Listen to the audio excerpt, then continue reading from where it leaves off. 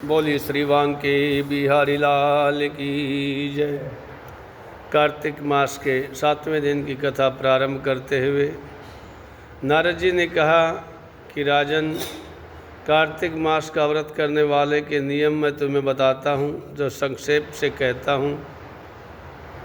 राजन, सर्वामिषाणि मांसं च क्षौद्रं सौवीरकं तथा राजिकोन्मादकं चापि नैवाध्यात् कार्तिकव्रति प्रान्नं न प्रद्रोहं प्रदेशगतं तथा तीर्थं विना सदेवेह व्रजेत कार्तिकव्रतिः। राजन, जो व्यक्ति कार्तिक मास का व्रत करता हो वह सब तरह के आमिष्य, उड़द, मधु, राई, खटाई तथा मदकारी वस्तुओं का भक्षण ना करे।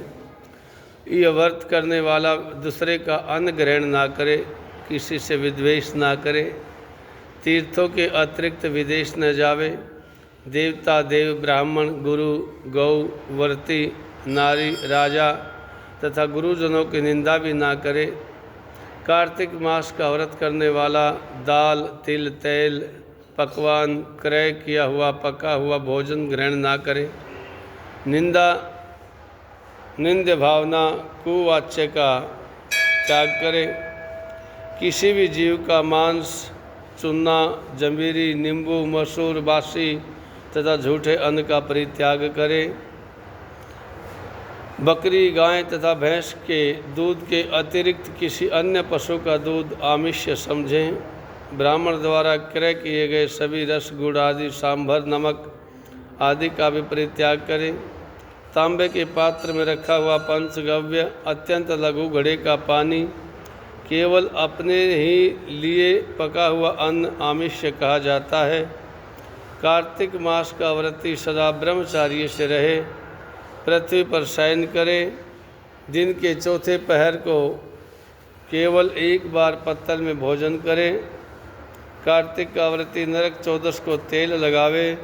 इसके अतिरिक्त दूसरी तिथियों में तेल ना लगा करके स्नान करना, तेल लगा करके स्नान करना त्याज्य है। कार्तिक व्रती मनुष्य सिंघाड़ा, कोहड़ा, प्याज, भंटा, गाजर, मूली, छत्राक इन सब वस्तुओं को ग्रहण ना करें। लौकी, कोहड़ा, कटोरी का फल तथा तरबूज, कैथ इनको कार्तिक मास का व्रती त्याग दे। व्रती मासिक धर्म के समय स्त्री से, चांडाल, पापी, ब्राह्मण द्रोही और नास्तिकों से बातचीत ना करे। मनुष्यों, उपयुक्त मनुष्यों, कुत्तों तथा कौवे द्वारा देखा हुआ पका भोजन, सूतक के समय का पका भोजन, 2 बार पकाया हुआ जला हुआ अन्न ना ग्रहण करे। अपनी शक्ति के अनुसार कृच्छ, चांद्रायण आदि व्रत श्री विष्णु भगवान की प्रसन्नता के लिए करे और पूर्व वर्णित नियमों का पालन विधि विधान से करे। कार्तिक व्रत करने वाला प्राणी प्रतिपदा को कुम्हड़ा, कौन सी तिथि में क्या नहीं खाएं, इसके बारे में वर्णन आया है कि कार्तिक व्रत करने वाला व्यक्ति प्रतिपदा को यानी एकम तिथि को कुम्हड़ा, दूज को कटहर, तीज को तरुणी स्त्री, चौथ को मूली, पंचमी को बेल, छठ को तरबूज, सप्तमी को आंवला, अष्टमी को नारियल, दशमी को लौकी, एकादशी को परवल, द्वादशी को बेर, 13 को भंटा, 14 को गाजर, पूर्णिमा को साग। ये वस्तुएं यथोक्त विधियों में तिथियों में न खाएं, बताई गई तिथियों में न खाएं। रविवार को आंवले का भक्षण ना करें। व्रती इन शाकों में या और वर्जित सागों में कोई साग खाना चाहे तो ब्राह्मण को दे करके खाए। यही विधान माघ मास के व्रत के लिए भी होता है।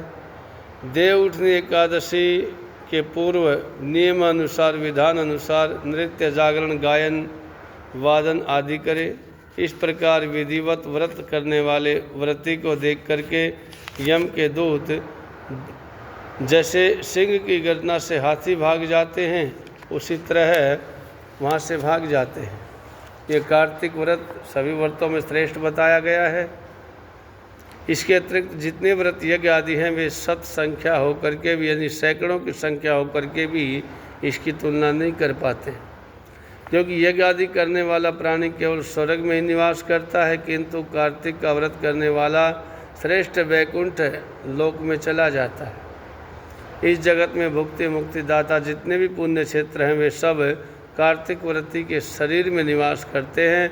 बुरे स्वपन मनसा वाणी कर्मणा मनसा वाचा कर्मणा किसी प्रकार का भी किया गया पाप हो वह सब कार्तिक व्रत करने वाले प्राणी को देखते ही नष्ट हो जाता है। जिस प्रकार राजा की रक्षा करके उनके सेवक अंगरक्षक लोग करते हैं, उसी भांति कार्तिक व्रत करने वाले की रक्षा स्वयं भगवान विष्णु की आज्ञा से इंद्र आदि देवता किया करते हैं। भगवान विष्णु का व्रत कार्तिक व्रत करने वाला मनुष्य जहाँ कहीं भी वर्तमान में रहता है वहाँ उसकी पूजा होती है, पूजित होता है। वहाँ पर ग्रह फूल भूत पिशाच आदि कोई भी नहीं रह पाता। विधि विधान सहित कार्तिक व्रत करने वाले मनुष्यों के पुण्यों का वर्णन स्वयं ब्रह्मा जी भी करने में असमर्थ हैं। ऐसी महिमा कार्तिक व्रत की बताई गई है।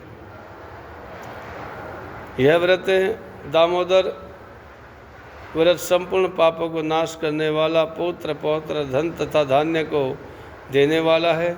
यह कार्तिक का व्रत जो मनुष्य करता है उसको तीर्थ में जाने या तीर्थ की सेवा करने से क्या उद्देश्य है?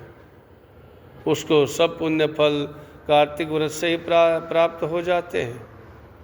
इति श्री पद्म पुराणे कार्तिक माहात्म्ये कार्तिक व्रत कथनम नाम सप्तमोऽध्याय संपूर्णम।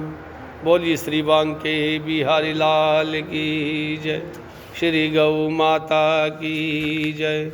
अच्युतम केशवम राम नारायणम कृष्ण दामोदरम वासुदेवम हरि श्रीधरम माधवम गोपिका वल्लभम जानकी नायकम श्री रामचंद्रम भजी।